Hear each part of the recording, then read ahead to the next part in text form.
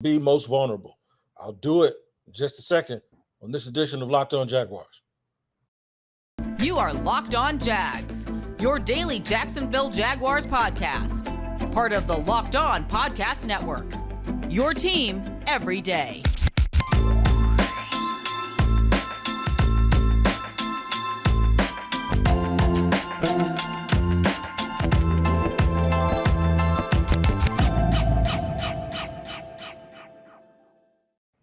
What is up, Jaguar fans? I'm Tony Wiggins, the host of Locked On Jaguars, and we thank you for joining us and making us your first listen here on your Monday through Friday daily podcast. It's your team every day, and we are free on all platforms. Make sure you like and subscribe everywhere, including YouTube. So, every team has a little bit of vulnerability. It doesn't necessarily mean that those vulnerabilities will be Achilles' heels and cause you to lose games. One of the formulas that I thought that I would come up with to try to explain a few of the vulnerabilities of this team in the first two segments. In the last segment, what I'll do is tell you how the Jaguars can avoid being vulnerable in those areas and some of the things that they have to overcome. Look, for a new team, some things just can't be escaped. And the first thing is the newness of everything and how quickly all of these parts have to come together and make a well-oiled machine. That, folks, is the first vulnerability that this team will have. There's an easy way to twist that and make that strength too. So I'll talk about that, like I said, in segment 3. But right now, the first thing is bringing so many people together who don't really know each other, having to evaluate and I'm talking about evaluate everyone, all 90 players. And I know you guys probably think every single coach does that, but you don't think Andy Reid already knows who and what he has in his team for the most part because he's been there for a long time. So it's those things that I'm talking about. We don't have an incumbent coach. He has to figure out what these guys can do. And there's only so much you can probably learn that Doug Peterson can probably learn from watching film of last year, because we know that was an absolute car wreck waiting to happen. That did happen. And then if those guys weren't being properly coached and if they're running things that you probably wouldn't ask them to run, and just the whole dysfunction of the whole thing, it probably just doesn't look good on tape. I'm sure there's some things that you can juxtapose or get or grab out of what happened last year in terms of a guy's skill set and his ability. But that's just a lot. That's a lot to have to get through when it's a new situation that some other teams, particularly two of the teams in your division, aren't having to go through that for all 90 guys. Like there's a comfort level in knowing what you have in certain players. So they have a task when it comes to a familiarity and getting to know each other and trusting everybody so that everybody can do their job. So how can that make them vulnerable? Well, early on in the year, you might see teams make a point to not be as vanilla as they normally are and really do some advanced level things to Jacksonville to try to see if they've worked on that yet. Have they figured this out yet? And what happens is if the beginning of the season gets off to a slow start, even if you end up being better by the end of the year, sometimes it's a little too late and you don't end up making the playoffs, or you don't put yourself in the proper position that you want to. So the first thing that they're probably going to be vulnerable for is just getting to know each other and being familiar, and the coaches understanding and knowing where the players are and what they can do. Now, that I don't want to mislead you and think that every team doesn't go through this, but like I said, one of the reasons it's important here is because there's so many brand new pieces. It's not like they fired the head coach. Like, for instance, when Doug Marrone took over as the interim coach and then they gave him the job, Doug had been here. He had been here as the offensive line coach. So he at least had some idea of what the guys were capable of. When you start completely over, you have to understand that it's going to take some time, especially if you look on the schedule and there are some really, really good teams with veteran quarterbacks that understand that these guys haven't been together for a long time, and the coaches who are smart enough to challenge them in ways early in the season. All teams get challenged early in the season, but to challenge this team early in the season with things that they probably shouldn't be knowing already about themselves because they all just came together. So That's one vulnerability. Another vulnerability is this: very good pass rushers. I am still slightly concerned that the offensive line has so much to prove. And this is one of the reasons why I was chief. I was chief of the whole brigade that wanted to start off fresh and start off new. And you would still have to have something to prove, and you would still have to if they had a rookie or whatever. But this is going to be a part of this team that is expected to be a strength. It has to be. It cannot be. Um, it cannot be an area that is just okay, or it's a wash, or they're fine. No, once you pay Cam Robinson 17, $18 million a year, and you go out and you get Brandon Sheriff, and say Trent Baalke said out loud that Juwan Taylor is a good football player. In fact, he sort of laughed at people that thought otherwise. And then you figure out whatever it is you're going to do at left guard, and then you draft at a center. No, this has to be one of those upper echelon units. This has to be a unit that's top 12, top 15. I'd say no. I'd go even further than that. I say top 8 to top 12. And they're going to have to do it early, because one thing teams around the league have done, and the Jaguars have done this, they have shored up their ability to chase the quarterback and get after these passers. So that does matter. Those are two of the vulnerabilities. I'm going to mention some more of them on today's episode of Locked On Jaguars. Potential things that could be a problem. And like I said, one of the things that I did was I pretended that I was some other team, and I was answering my own question, like, how would you attack them? Where would you go after? What would you do? I'll tell you something else from a scheme perspective, as well as a couple of other positions, and I'll do it in just a second here on Locked On Jaguars. We love the mamas. We love the mamas. We love the wives and the people who nourish us and our family and give birth to our beautiful children. One way to show that love is on Mother's Day, is to your mom, to your wife if you guys have kids, if you guys are grandparents, to your daughters, is with fine jewelry. Fine jewelry that you find at Blue Nile. That's right, BlueNile.com. If you're looking for the jewelry and you have trouble choosing, Blue Nile has jewelry experts on hand 24/7, available via phone or chat to help you find a memorable gift at every budget.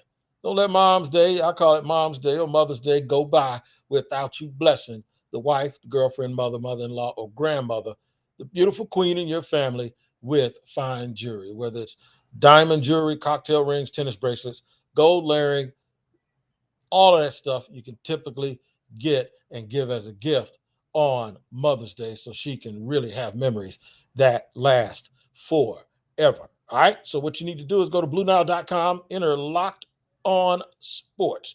That's right. Enter Locked On, because what Locked On Sports listeners are going to get is $50 off your first 500. So just to make sure you understand, the word is Locked On. If you enter Locked On, you're going to save $50 on $500 at BlueNile.com for Mother's Day.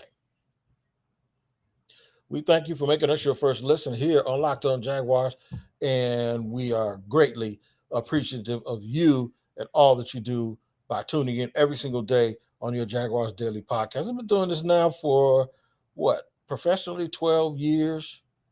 Started radio. My first radio show was back in 2001, but it was college-centric. But I moved back to Jacksonville right after they were awarded the franchise. So I've been around, been studying this, been following this, and this is one of the most optimistic times outside of the first Tom Coughlin run when the team first started. This is one of the most optimistic times I can remember, and even the pessimists are a little bit encouraged with Doug Peterson and his presence. That's because Doug Peterson won a Super Bowl. Now, I know everyone says Tom Coughlin won one too, but when Tom Coughlin came back, he came back as the executive vice president. He didn't come back as a head coach. We're going to have a guy on the sideline now that knows what it takes to win, knows what it takes to have a system, knows what it takes to have the continuity that's required to win. And he absolutely knows a little bit about quarterbacks, and that's a big deal too. What we're talking about is places of vulnerability for this team this year. And I did a little exercise with myself, and I acted like the ops, as the young kids say. And what I did was say, how would I attack Jacksonville? Well, unit wise, I would definitely stay my butt in some nickel defense until they prove to me they can run the football with two guys who didn't play a whole lot of football last year. Travis Etienne didn't play at all. And then we don't know if James Robinson is going to be available early in the year. So one of the things that I would do is I would make Trevor make tough throws, and I would challenge the Jaguars to show me that they can run the football consistently. And that goes back to the offensive line as well and on those running backs. So you notice there's a theme here. The theme is I'm going to try to make the offensive line feel like they have to play hero ball and beat me, because I'm not going to line up and give Trevor easy throws. I'm not going to just assume that they're able to blow us off the ball. One thing I learned about basketball a long time ago is when you come out, just come out in zone. Even if you're a man-to-man team, come out in zone. You know why? Because that other team might just be having an off day. You don't know that when they walked into the gym that day, if they were going to be able to throw a rock in the ocean. So you're out playing all of this man-to-man defense, tight man-to-man, and they're putting these picks on you, and these guys are getting these layups, and they're getting transition baskets, when it's quite possible that those jokers probably couldn't hit the side of a barn with a barn, and you did all of that stuff for nothing. Come out for about 2 or 3 minutes and see if they can hit shots. If they can't hit shots, just keep making them, and then they start thinking about them. So that's what I would do with the Jaguars. I would take away the one thing that could kill me, and I would give them an opportunity to show me that they had the patience and they had the wherewithal to run the football and run it early. Another vulnerability that I want to point out, secondary. If you're like me, you think Darius Williams is probably going to start outside, right? When they go to a nickel, who do they put in the slot? Does Williams slide inside and Shaq Griffin goes back outside? Is Shaq going to play nickel? Are they going to use a bigger guy in a nickel like Tyson Campbell so he can be closer to the line of scrimmage and blitz? We've seen teams do that before.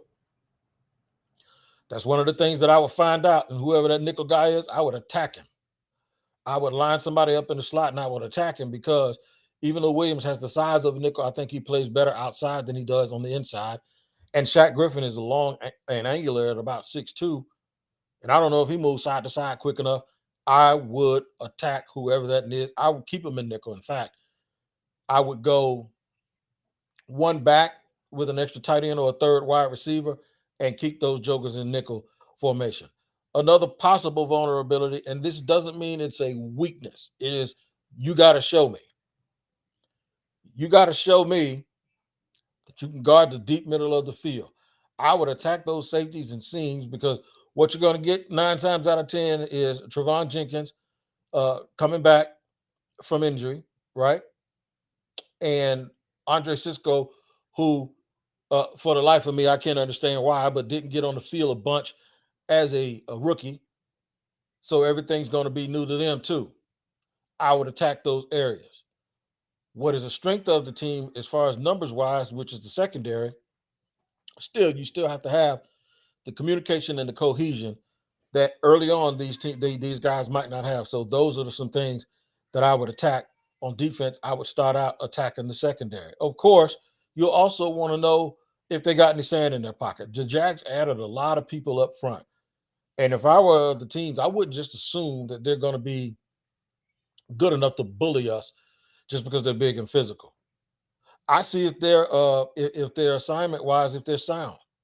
It's a new defense with Mike Caldwell. I would see, and I would test them with formations to see exactly where they are early in the year. So if you think they're more physical than you, then you just got to be a better technician and you have to be smarter. So if I'm another team, those are some of the things that I'm thinking of. So as you can see, we're reaching deep down, man, to try to figure out a way to find vulnerabilities with Jacksonville and how we would beat them if we were the other team. That bodes well. The fact that you ever heard me one time say, I want to see how good their quarterback is and make him throw to the outer hash mark.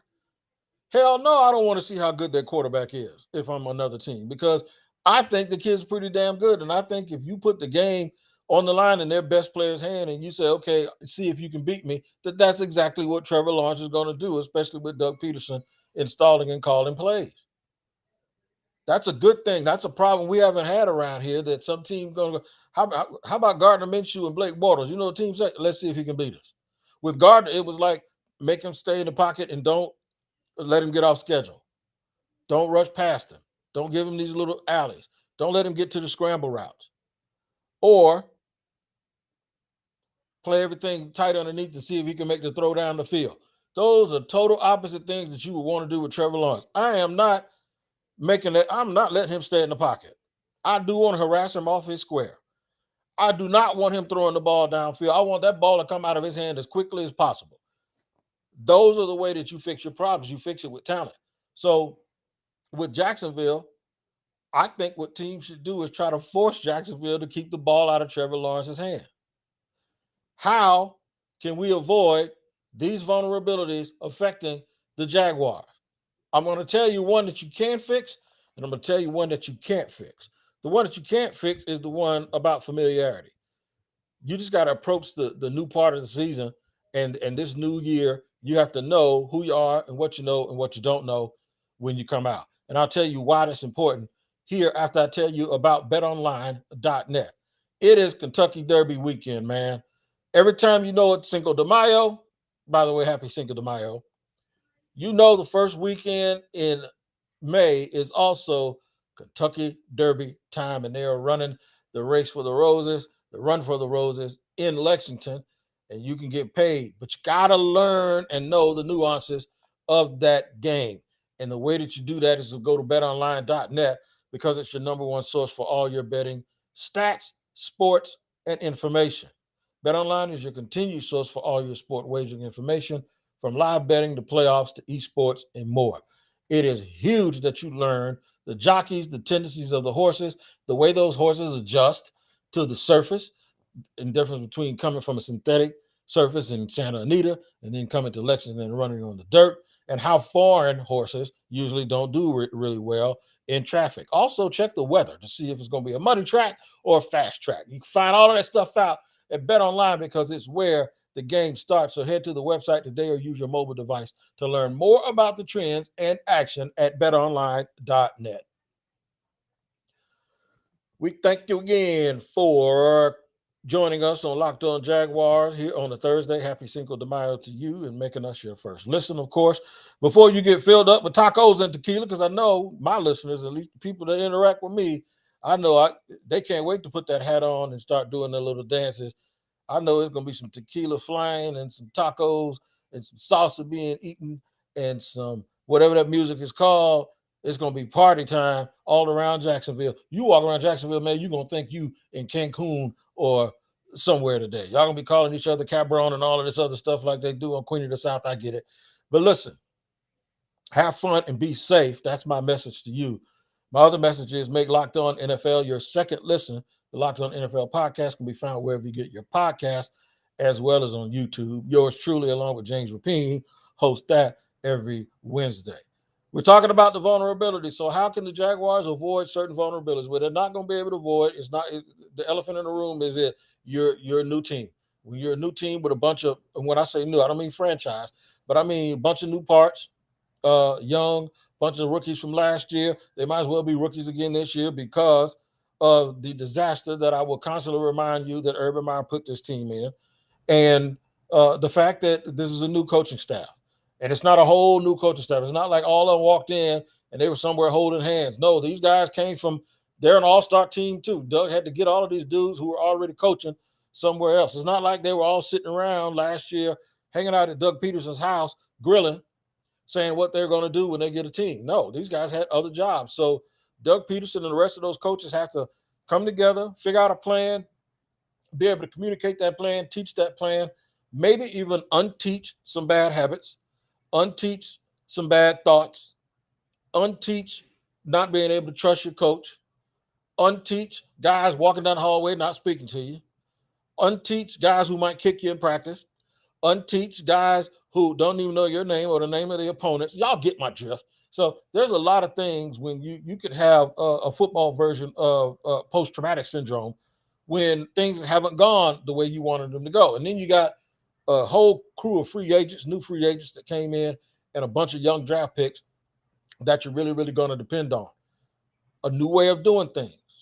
Don't be surprised if, while being respectful and being in a good non-toxic environment, that they do push these guys and prod these guys a little bit more than you might think is comfortable, that they do coach them hard, because that's what goes on in the National Football League.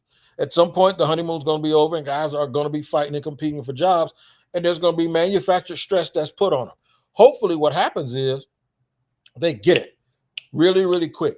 And Doug Peterson is able to figure out what his team is and what his team isn't, and they can build around what those guys do well and what they know well, and that will alleviate a little bit of the growing pains that when you come out, you dictate with physicality and not allow people to formation you into things that you're not ready for, not allow people to be comfortable enough in down and distant situations where they can just start trying stuff just to see where you're at.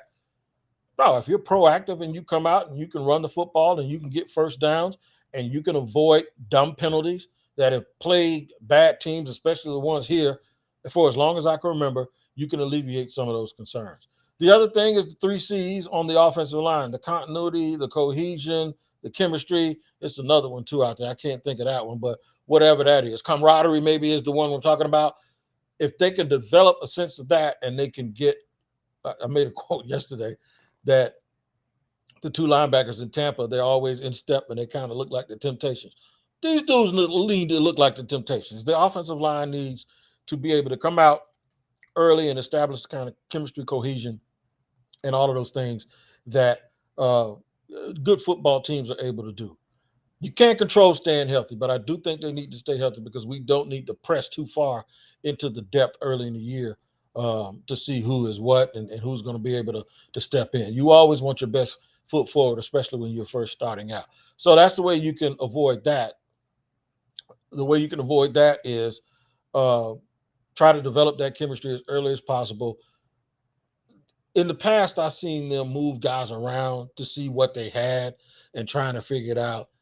Don't be using training camp as some sort of tryout. Look, there's always going to be competition. And if somebody wins a job, they win a job. But like last year, man, it was having competition days and using training camp as some sort of quarterback competition when you pick the dude number 1 and say you took the job because he was once in a lifetime, once in a generational quarterback, and you literally gonna have a quarterback competition in practice and waste time and reps that could have gone to helping that kid get ready.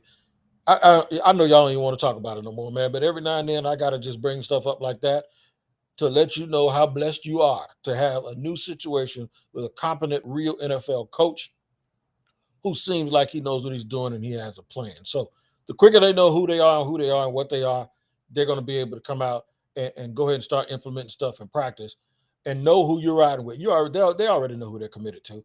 That's not to say that those bottom 34 guys don't need to, 36 guys, however many, don't need to be fighting for jobs and trying to create a lane for themselves, because they do. The bottom line is the quicker the Jaguars identify who their good players are, and they can start getting some chemistry, and those guys will start knowing how they want the ball, where they want the ball, what it's going to look like. And but you got to stay healthy. You got to stay healthy, particularly at their running back position.